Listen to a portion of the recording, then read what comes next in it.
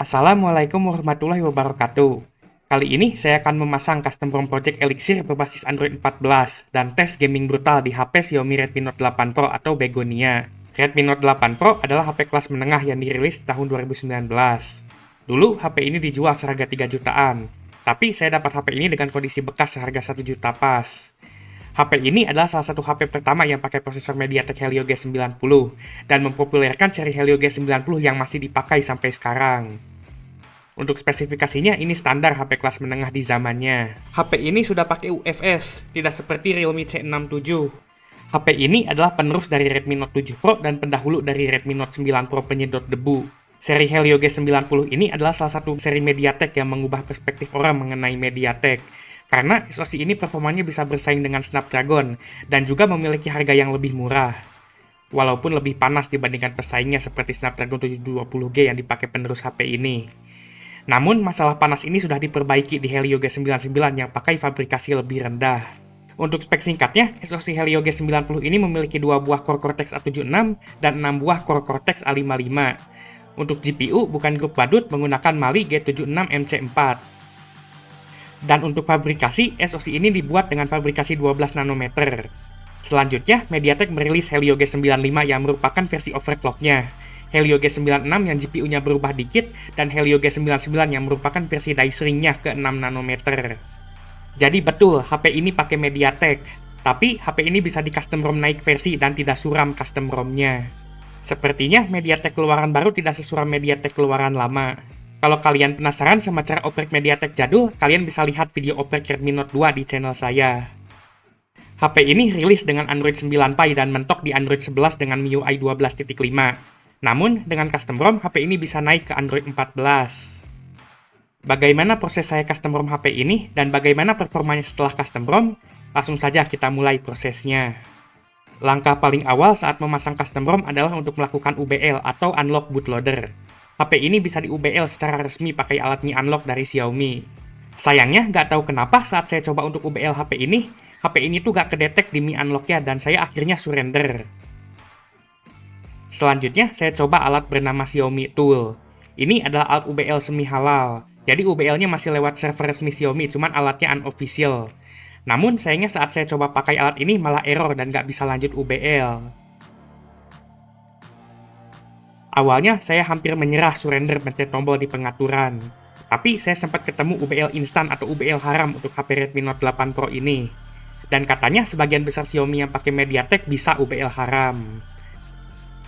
UBL haram adalah UBL dengan metode yang tidak resmi dari pembuat HP-nya. Biasanya, UBL haram ini dilakukan di HP yang susah UBL dan memiliki celah untuk di UBL secara paksa. Saya coba berbagai alat dan video tutorial yang katanya bisa UBL haram HP ini. Sayangnya banyak yang nggak work.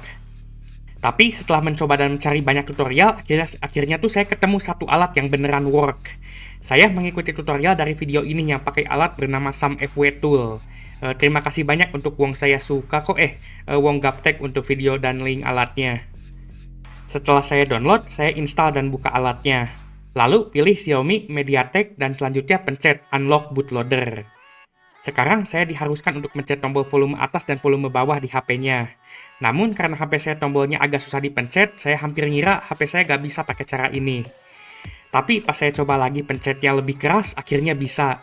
HP ini masuk ke mode VCOM dan alat SamFW Tool ini tuh berhasil melakukan UBL haram atau UBL paksa.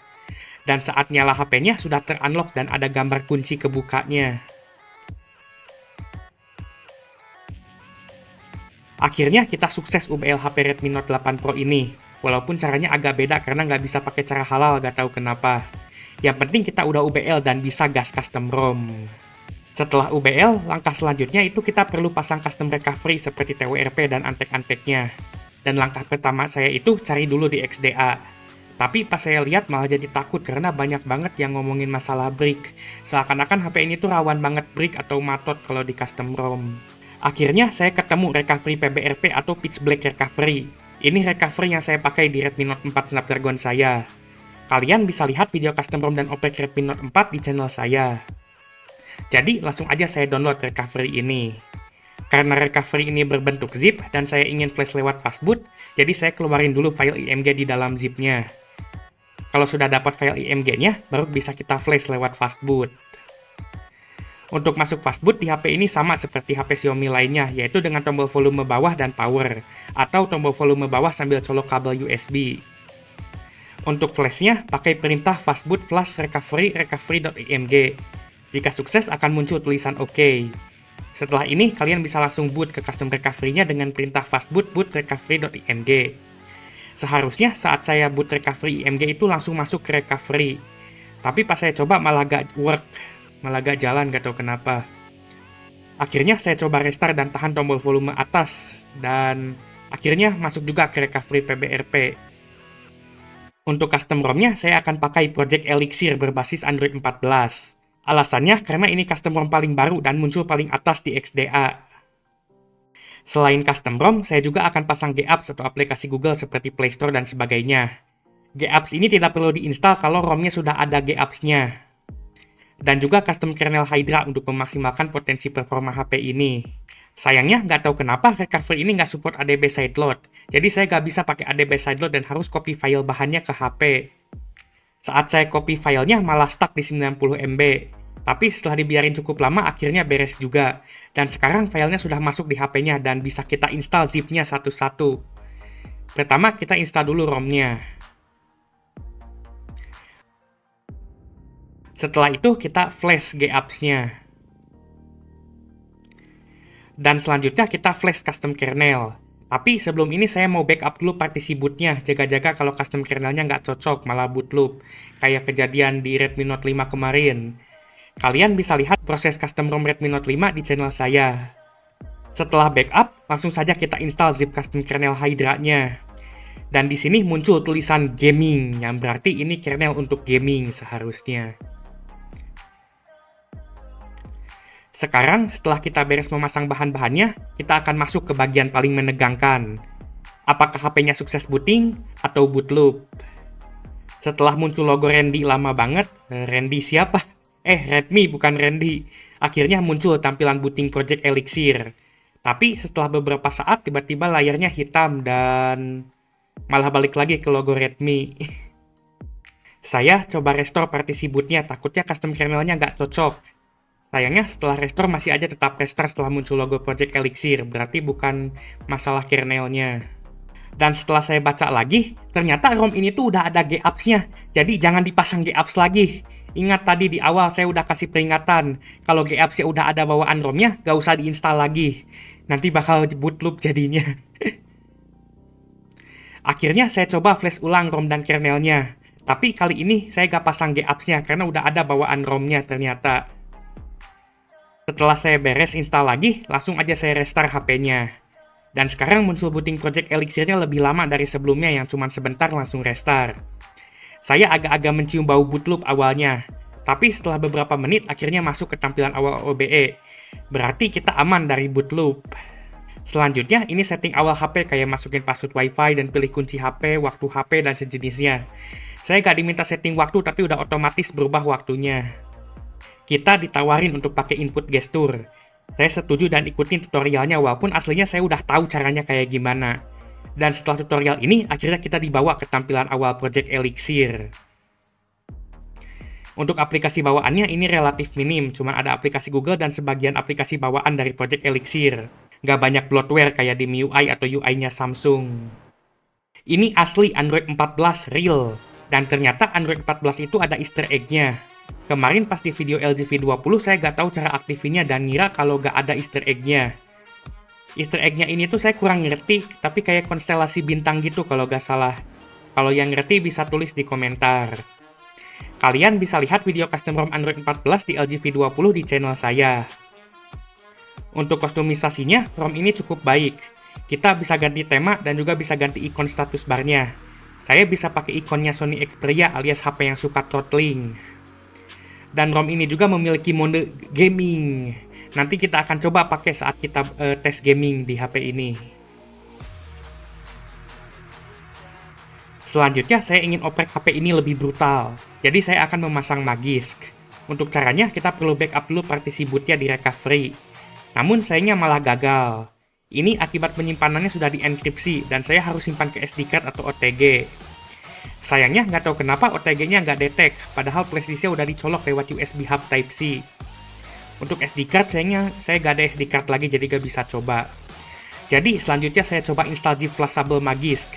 Prosesnya pun nggak gampang, karena awalnya HP ini nggak detect ADB sideload-nya. Tapi nggak tahu kenapa tiba-tiba setelah saya restart berkali-kali dan coba ganti port TPC-nya, akhirnya saya bisa flash Magisk lewat ADB sideload. Si ADB sideload-nya tuh tiba-tiba mau work sekarang. Sebelumnya nggak. Setelah terpasang Magisk, kita bisa masang modul Magisk yang dapat menambah performa dan kenyamanan kita pakai HP ini. Jadi, saya pasang beberapa modul seperti modul NFS Injector untuk optimisasi gaming dan juga disable thermal throttling biar performa HP-nya tetap gacor saat panas, tidak seperti HP Sony yang panas dikit nge-lag. Saya perlu kasih warning dulu untuk modul disable thermal ini. Pastikan kalian paham apa yang kalian pasang. Karena dengan disable thermal ini, HP tidak akan mengurangi performanya saat panas dan kalau panas berlebih bisa menyebabkan hal yang tidak diinginkan. Proses oprek HP ini sudah beres sampai sini. Selanjutnya kita akan mulai tes performanya. Pertama kita akan tes benchmark CPU throttling test. HP ini mendapatkan skor sekitar 130-an. Dan setelah saya jalankan sekitar 15 menit, HP ini stabil gak ada throttling walaupun HP-nya anget. Dan yang saya kaget tuh ternyata Helio G90 tuh gak sepanas yang orang bilang. Cuman anget aja. Masih bisa dipegang cuman ya kurang nyaman, tapi gak sampai panas banget. Dan untuk Antutu, HP ini mendapatkan skor sebesar hampir 390.000. Skornya nggak jauh beda sama pesaingnya seperti Snapdragon 720G. Tapi untuk performa realnya kadang masih kalah, terutama kalau buat emulator. Skornya cukup tinggi ini untuk HP zaman sekarang kelas menengah bawah. Dengan skor Antutu tersebut, bagaimana performa gamingnya? Untuk POW, ini lancar banget dengan grafik rata kanan banget. Ya jelas lah ini HP zaman Majapahit aja lancar. Karena ini tuh game zaman Majapahit juga. Kalau kalian pakai Android di tahun sebelum 2015, pasti auto install game ini. Selain POW, Subway Surfer juga lancar di HP ini. Kalau sekarang, game ini tuh biasa dipakai untuk menarik perhatian anak Gen Z zaman now yang attention span-nya tuh pendek banget. Karena nggak tahu kenapa saat lihat gameplay Subway Surfer, anak-anak Gen Z itu auto jadi tertarik dan ini alasan kenapa banyak video yang nampilin gameplay Subway Surfer di pinggirnya. Apakah saya harus tempel video gameplay Subway Surfer juga di video ini biar kalian nonton sampai habis? Untuk main FF, HP ini support grafik rata kanan 60 fps dan lancar banget.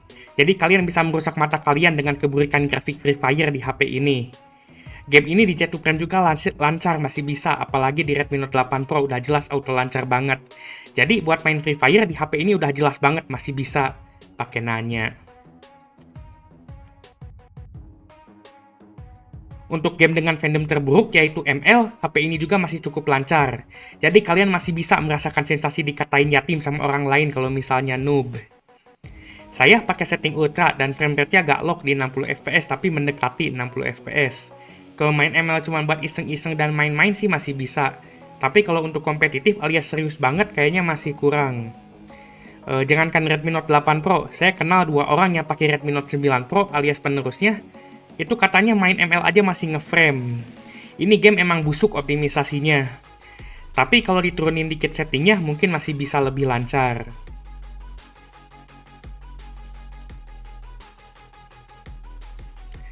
Untuk Babaji, HP ini dapat setting smooth ekstrim dan performanya cukup lancar dan stabil. FPS-nya hampir stabil di 60 fps tapi masih sering drop dikit di 50 fps-an. Dulunya HP ini gak dapat smooth ekstrim, tapi kayaknya di update baru-baru ini jadi support smooth ekstrim. Mungkin developernya baru sadar kalau Helio G90T itu gak seampas yang mereka kira. HP ini juga memiliki gyroscope asli real hardware, jadi HP ini tuh masih cocok banget buat main Babaji.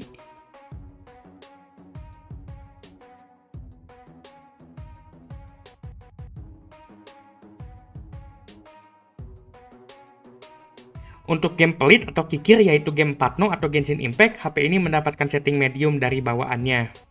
Di setting medium, HP ini dapat sekitar 20-30 fps.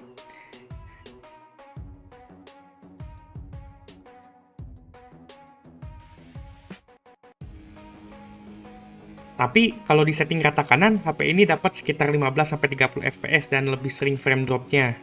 Tergantung sama kondisi gamenya. Dan HP ini tuh terasa cukup panas saat dipakai Genshin rata kanan. Mungkin di sini bagian dimana orang bilang Helio G90 itu panas. Iya sih ini cukup panas, tapi ini karena kita sudah matikan throttlingnya. Jadi saat panas ini masih lancar.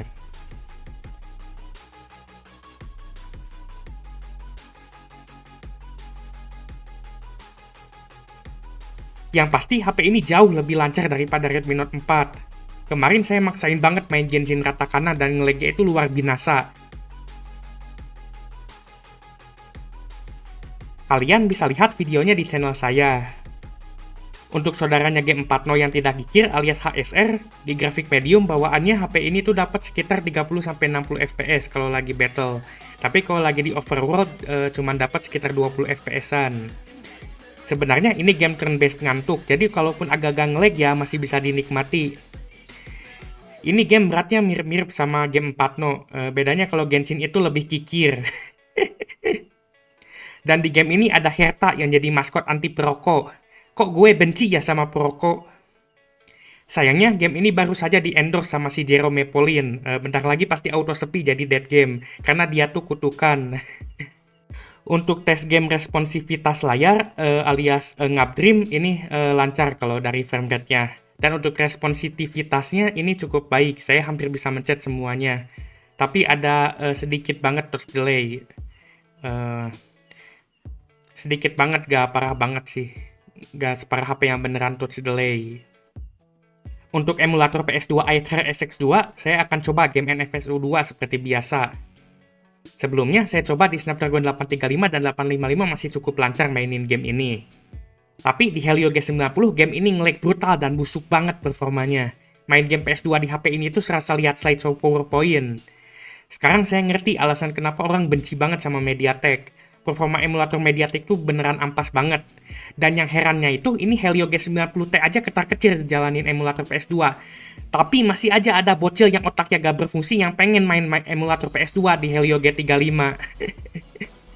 Ini juga bisa jalan setelah saya ganti settingnya pakai OpenGL. Kalau pakai Vulkan pas baru masuk game itu langsung crash. Sepertinya driver GPU Mali memang beneran busuk seperti yang dikatakan developer emulator ini. Dan yang paling terakhir dan yang paling penting, kita perlu tes Shopee, yaitu alat benchmark paling berat yang ada di bumi ini. Karena katanya HP Flexim pun masih banyak yang ketar-ketir buat menjalankan aplikasi ini. Untungnya Shopee di HP ini cukup lancar, jadi kalian masih bisa belanja online di HP ini. Di video ini kita berhasil melakukan custom ROM dan berbagai oprek lainnya di Redmi Note 8 Pro ini. Setelah dioprek, potensi HP ini makin keluar dan performanya masih cukup mumpuni di tahun 2024 ini. Performa dari Helio G90 ini jauh di atas ekspektasi saya. Ternyata tidak sejelek yang orang bilang.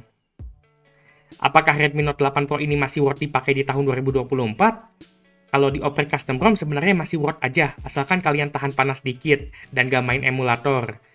Performa dan spesifikasi HP ini menurut saya masih cukup mantap.